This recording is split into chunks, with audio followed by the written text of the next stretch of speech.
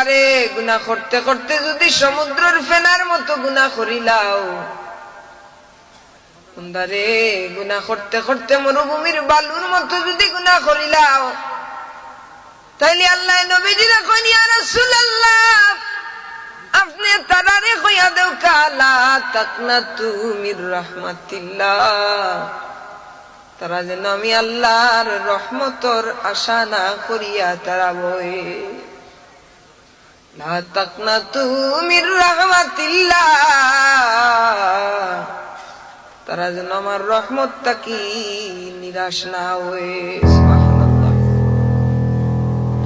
রব্বুল আলামিন কুরআন শরীফের মধ্যে কইন আর রহমানির রহিম, আমি আল্লাহ রহমান, আমি আল্লাহ রহিম, আমি আল্লাহ দয়াময়, আমি আল্লাহ করুণাময়।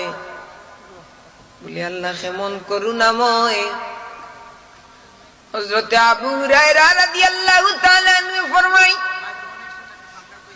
যে সমুদ্রের মাঝে যদি একটা মানুষের শুই ফেলায়, সমুদ্রের পানির মাঝে যদি কোনো মানুষের শুই ফেলায়, আর এই শুইর অগ্রভাগের মাঝে যে পরিমাণ পানি জমা হয়, এই পানি পরিমাণ দয়া মায়া আল্লাহ দুনিয়ার মানুষের মাঝে বাটিয়া দিলা।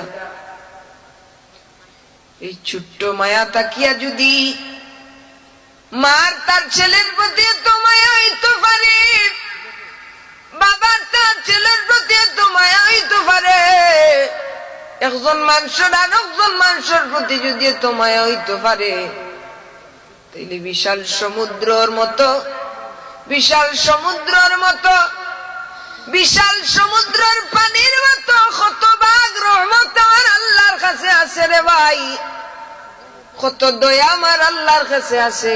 তাইলে আমার আল্লাহর দয়া তার বান্দার প্রতি কতটুকু হইতে পারে। বান্দায় যখন গুনাহ করিলাই, গুনাহ করিয়া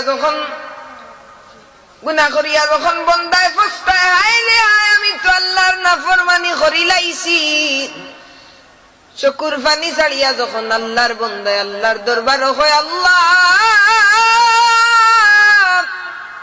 ও মালিক ও দয়ার আল্লাহ, আল্লাহ গো তোমার নাফরমানি করিলাইছি গো মওলা, আয় আল্লাহ তোমার দয়ার ভিখারি আমারে মাফ করিয়া দেও।